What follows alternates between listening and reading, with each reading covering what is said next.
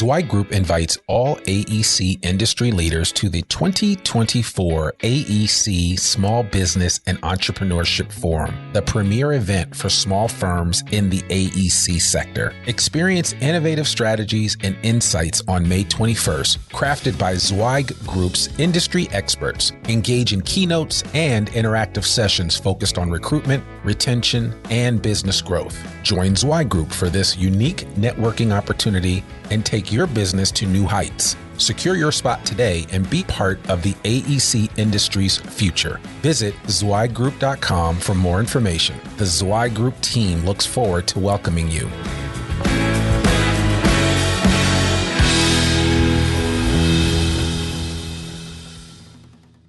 Welcome to the ZWEIG Letter Podcast, putting architectural, engineering, planning, and environmental consulting guru Mark Zweig's straight talk in your ear.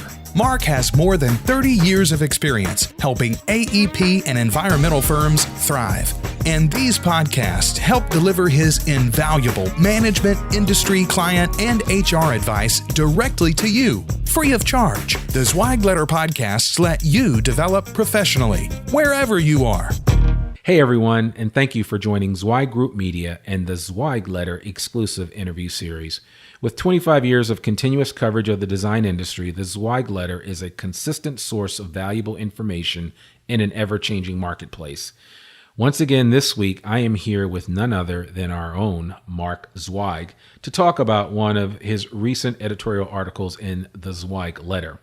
Mark, back on January 30th, wrote an article, The State of Project Management. That is issue 1185 of the ZWEIG Letter. And we will include a link to that particular article in the show notes for this podcast. But, Mark talked about the state of project management, and I would love to kind of get your thoughts about just the overall idea of project management in the design industry and why it is an art form. And if it's not done properly, it sticks out like a sore thumb. Well, it's a project business. That's all the business does, is it does projects. Right. So if you can't do that well, you basically aren't functioning very well. Yeah. It's kind of a simple idea. Generally, it's an ad hoc function.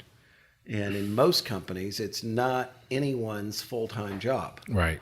So along with that, it's just like anything else. You get some people who are good at things, and you get a lot of people who aren't so good at it. Yeah. You know? Yeah. I mean, think about it. It's like you could hang wallpaper. If you hung wallpaper all day, you'd probably be really good at it. Right. If you do it like twice a year, you might not be that good at it. Yeah.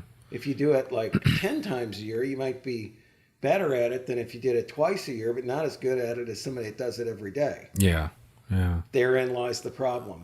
We don't have specialists that are full-time project managers.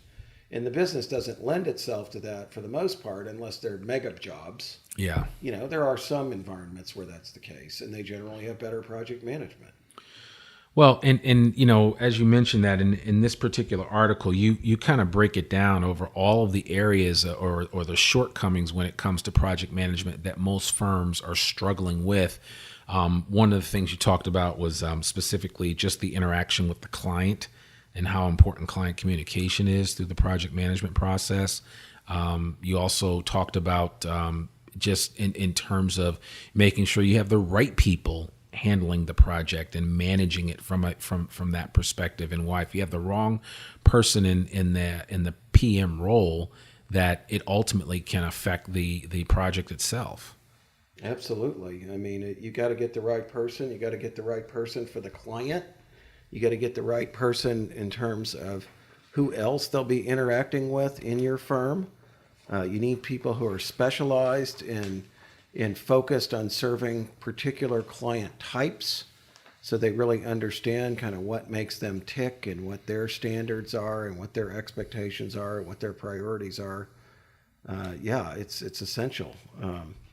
Getting the right person on the job as the PM is, and you got to team them up with the right principal too. Right. Some principals are control freaks and want to do more of the design. Some want to do more of the client contact, but aren't so good at design. I mean, different people have different strengths and weaknesses. You need people who bolster the weaknesses of each other. Yeah.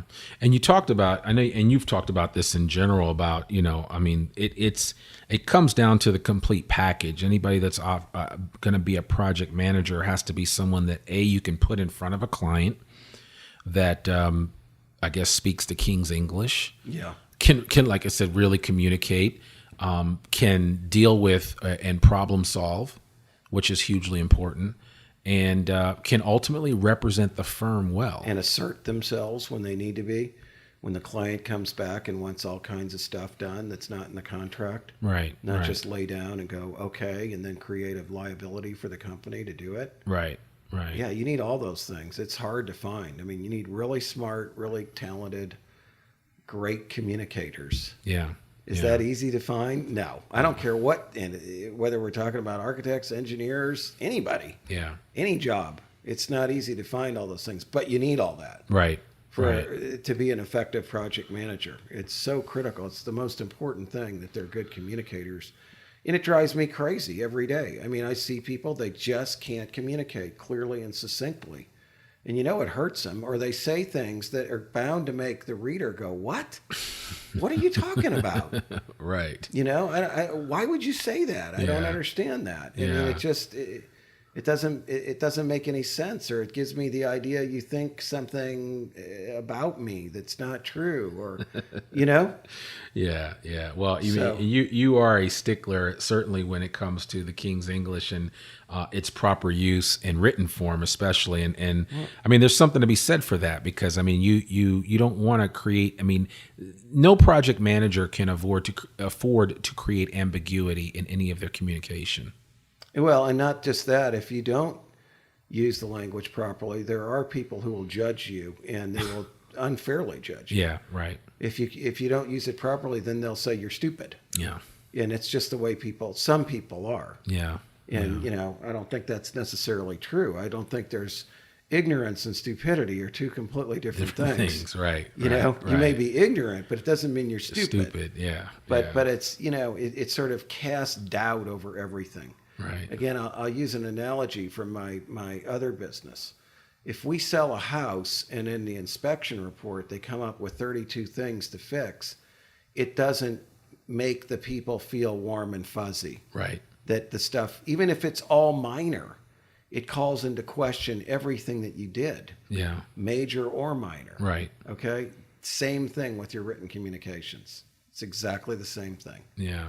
So you don't want to create that doubt, that uncertainty in the work itself, and that's a big problem. I think it's communication skills are a huge weakness of people in this business in general, and it's their deficiency is doubly impactful when these people are project managers. Right. Right. So what would you say? I know there are a lot of PM programs out there that do training. I mean, what is your advice to firms in terms of, trying to get their people up to a certain level? When it comes to being a proficient project manager, aside from, I know we do our own project manager training, but is that something that overall you recommend firms do with their people, or do you suggest that they just kind of create something internally to kind of help their people become better project managers? No, I think you do both. Okay. I think you should have internal training that's specific to your firm. Yeah. And you need to have external stuff, and it's just some of the basic techniques and tools that help people be better project managers. Okay. So I don't think they're mutually exclusive at all. You need to train your people, though. I mean, when you see our surveys that tell you that only 25% of project managers have had any kind of training in it, right? That's freaking insane. That is. I mean, really, think about that. Especially for an industry that thrives on projects. Yeah, it's like 25% of our drivers on the roads have had drivers training. Oh, I bet they're great drivers. Right. 25% of our carpenters had any training in carpentry. Oh, they're doing a fantastic job. Right. I mean, just think about 25% of our dentists have had training in dentistry. My God, what about the other 75%? Right. They're really good at holding pliers. Right. You know, I mean, it's like, what? It just doesn't make any freaking sense. Yeah. And it's very typical. These people need tons of training. It's probably where you really need to focus. The majority of your non-technical training has to be focused on project management. Yeah, Okay. just you can't do enough, honestly. Yeah. Yeah. And so what do you, how do you work through those that, just can't pick up the whole project management piece within an organization, but they've been there for so long that you feel like if you take them out of that, you almost kill them from being able to do anything else within the organization? I mean, how do you deal with that? Because we need people who can multitask. Okay. Just to not be able to do anything other than manage jobs, it's unacceptable. Yeah. I mean, I don't know what else to say. You got to be able to do work. You got to be able to be a project manager. You got to be able to sell. You got to be able to mentor other people. We need multi-talented people who aren't two-dimensional. Right. I only do project management and I shut everything else out. It's like people, I can't sell anything at all because I have work to do. What the hell? Yeah. Where did that idea ever come from? Right. You know? So it's kind of like the walk and chew gum syndrome. Yeah. Yeah. Yeah. Everybody would just love to do one thing at a time. Yeah. I always hear that. Well, Bob just wants to work on one project at a time. And he's got 6. Well, good luck, Bob. Find a place you can work on one at a time. Take it all the way from start to finish, and then as soon as you're done, there's another one just ready for you to start. Oh, man. Life doesn't work like that. Yeah. Gosh, I mean, it'd be great. We do a beautiful job. Everybody would. Yeah. But it's unfortunate. It's not going to happen. It is tough. It is definitely tough. So I know that we've recently kind of combined our advanced project management with our project management program.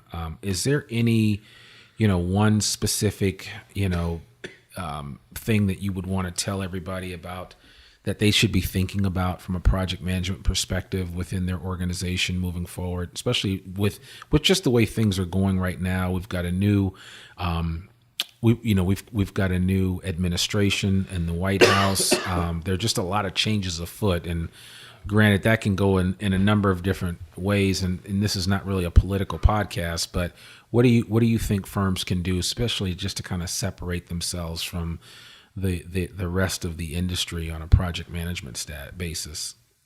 Put out a weekly job status report. Okay. Every single job. Don't make the client ask for it. Include everybody on the client's team, not just the person you're dealing with, but everybody else. Include everybody on your project team and everybody who's a sub-consultant on it that needs to be included. Put out a weekly job status report. That's the most important thing. What did we do this week? What are we going to do next week? Any other special issues or concerns? We're waiting for information from Bob to do this. We haven't been paid in 60 days. You name it. Yeah.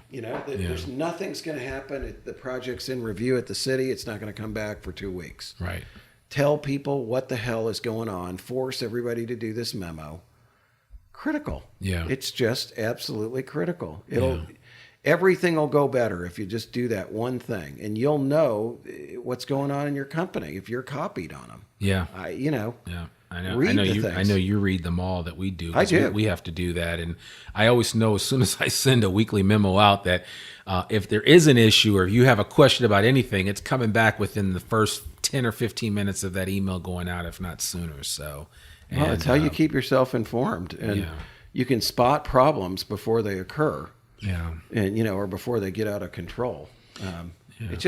Clients love it. Yeah. They feel like you're doing so. The biggest mistake these firms do is design firms. They get a job and then they just go away for 6 weeks. You don't hear anything from them. Right. I work with them. I go through this.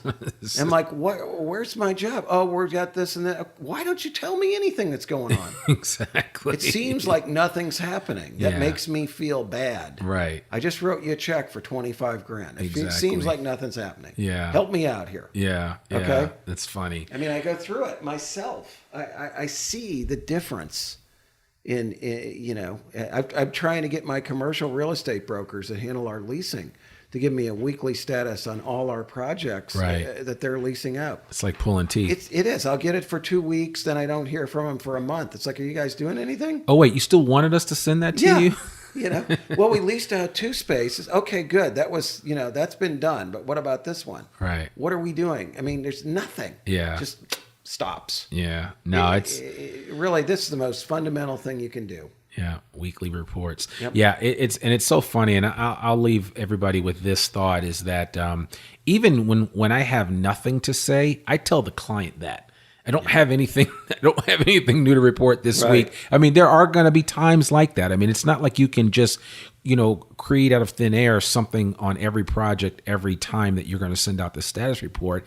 But if you manage the client's expectations right from the beginning, they'll understand. So then when they do get that report and it says nothing new to report, they'll understand. But just the simple fact of getting into that habit of sending out that report on a weekly basis, just like Mark said, I mean, it will make your client more appreciative than you would ever know. And more so than anything else, they'll tell other people about it and they'll want to work with you again because you kept them in the loop about everything that was going on with the project from start to finish. So definitely want to encourage you to think about that.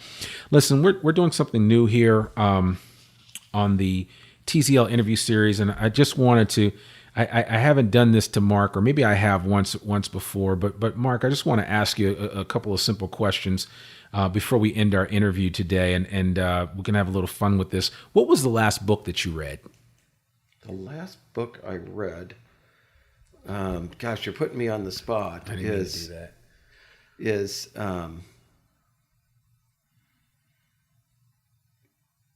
I tell you what it actually was, and this is almost embarrassing because I've made so much fun of it. Good to Great. Jim Collins' book. Did you read it to see why you were making fun of it? Yeah. Yes. Okay. All right. Yes. Did it reaffirm your thoughts? Yes. Okay. It did. All right. That's what I thought. No, I mean, I mean, it's a good book. Right. I like the ideology that they used. Right.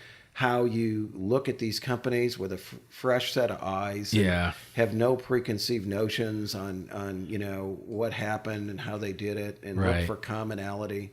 But that's it. And I don't like business books. Yeah, I really know. don't. I like fiction. I'm much more inclined to read, or I like biographies. Okay. The Steve Jobs book. That's good. Yeah, that is good. That is good. There's another one on becoming Steve Jobs too, which is pretty good. So, and we actually have our own writer in the editor for the TZL, Richard Massey, wrote a book called Municipal Tilt. And I'm going to give a self-proclaimed shameless plug for his book, Municipal Tilt. And we will include a link to his book at Barnes & Noble and at Amazon in the show notes.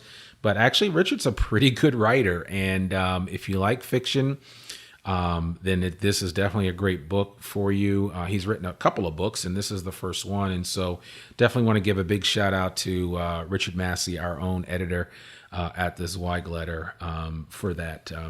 Now, last question I'm going to have before we close on out is and I know you've talked about a couple of different series that you've tried to get me on, but if you could binge watch one TV series, old or new, what would it be? Oh, gosh. Binge watch one TV series. Jeez. These are hard, man. I'm sorry. You told me about Modern Miracles. Modern Miracles. Okay. That would be a good one to binge watch. Okay. Yeah. Modern Miracles. And they focus on like major bridges or, various accomplishments of man. Yeah. That's funny. Yeah. A guy I was talking to yesterday on the phone. Or Modern Marvels. Modern Marvels. That's what it is. Yes. Okay. Modern Marvels. I know that one. Yeah. There was a short series on Netflix that I really like, was called The Men Who Built America. Mm-hmm. And I mean, it was just really, really fascinating about J.P. Morgan, Carnegie. Is that the one that had Henry Ford in it? Henry Ford's featured in it, yeah. And it talks about, I think, and I'm only mentioning that really because one of the key factors in that series was that all of those men took risk. Mm-hmm. They failed multiple times before ultimately. And they were crazy. crazy. Okay? Yeah. I mean, So they were a little bit crazy, or a lot crazy. A lot in the crazy. Case of Henry Ford. Yeah, absolutely. But, So that's funny. It is interesting. Though.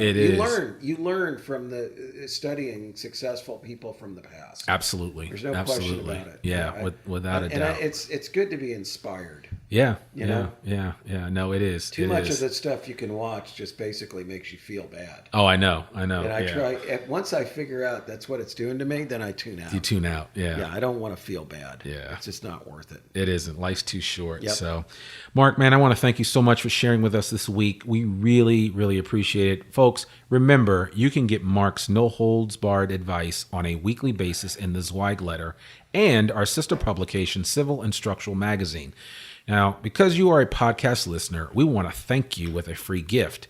And I'll tell you all about that in 1 second. As a reminder, all Zweig Group Media programs like this one are available in both podcast and video format, free for download on iTunes, Stitcher, SoundCloud, and YouTube, just to name a few places. We'd like to thank you for listening or watching this podcast episode by offering you a free copy of the Zweig Letter and a year subscription. Yes, you heard me right. A year subscription of Civil and Structural Magazine. Just visit freetzl.zweiggroup.com. A link to all of this information, including contact information for Mark, will be in our show notes, and we would love it if you would share this podcast with a friend, and even better, if you go on iTunes and give us a 5-star review or a 1-star if you think this podcast sucks. And tell us why so we can fix it. Because we know we're not perfect, but we can't do anything if we don't get feedback from you. So we really appreciate our listening audience. So please share with us. Listen, I'm Randy Wilburn, and you've been listening to Zweig Group Media, part of Zweig Group. Remember, we exist to make you more successful. Bye for now.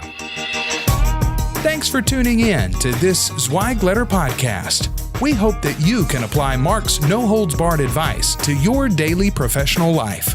For a free 6-week subscription to the Zweig Letter, please visit freetzl.zweiggroup.com to gain more wisdom and inspiration, in addition to information about leadership, finance, HR, and marketing your firm. Subscribe today.